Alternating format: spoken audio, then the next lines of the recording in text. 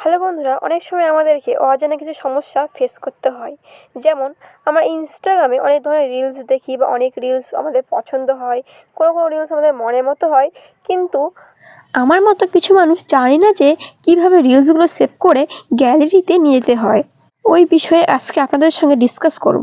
তো আমরা চলে এসেছি ইনস্টাগ্রাম রিলসে এসে শেয়ার অপশানে ক্লিক করার পর এখানে স্টোরি দেওয়ার অপশানে যাব। একটু আপলোডিং হওয়ার পর আপনাদের সামনে কিছুটা এইরকম দেখাবে। এখানে দেখতে পাচ্ছেন, এখানে আমার ইনস্টাগ্রাম রিলসটা চলে এসছে।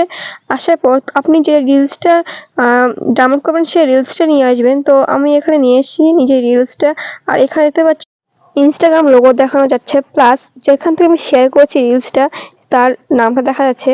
আপনারা যদি চান এই লোগোটার নামটা মেশাবেন তো জুম করবেন, ভিডিওটি জুম করার পর দেখতে পাচ্ছি আমি জুম করেছি, করার পর আমার সেই লোগোটা দেখানো যাচ্ছে না।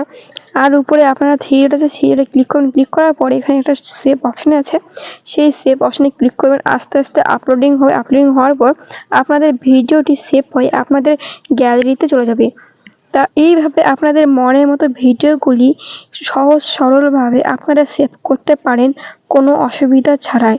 আর আমার ভিডিও যদি আপনাদেরকে ভালো লেগে থাকে তাহলে প্লিজ কমেন্টে জানাবেন এবং চ্যানেলটিকে সাবস্ক্রাইব করবেন আর 2টা লোককে শেয়ার করবেন। বাই বাই, আবার দেখা হচ্ছে অন্য ভিডিওতে।